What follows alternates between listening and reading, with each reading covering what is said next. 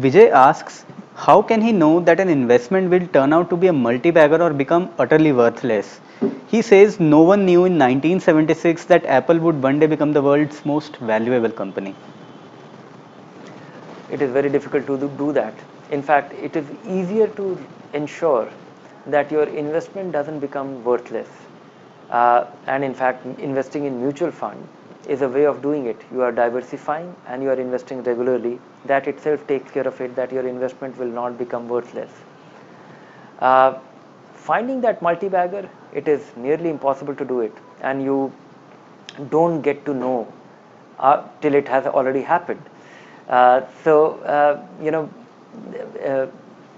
I would say that if you can actually build, develop some interest, be curious about businesses, there will be businesses which will actually turn.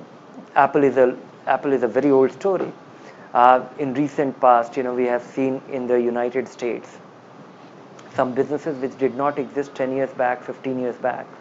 In fact, Apple story itself is a rags to riches story.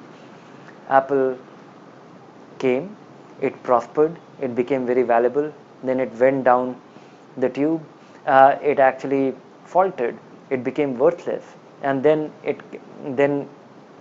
the whole iPod scenario emerged. Steve Jobs came back, and then what has happened to Apple in the last 8 years, in last 10 years, since the launch of the iPhone, and the way the company has been configured, it's very hard to really guess what in fact it's so uncertain that I really wonder if Steve Jobs would have been able to guess that what will be the worth of what will be the worth of Apple.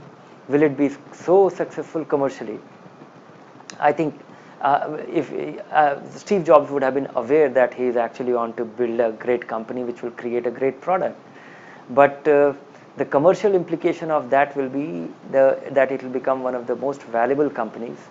Apple iPhone will be the only phone which will have the highest margin, and it will be a rage worldwide. Nobody knew that, and I don't think one can know that. It's very hard to guess that. Maybe keep your eyes and ears open. Consider investing in stocks. But I think the next best thing, if you can't do that, is choose a good fund, invest regularly, and increase your investments as your income rises.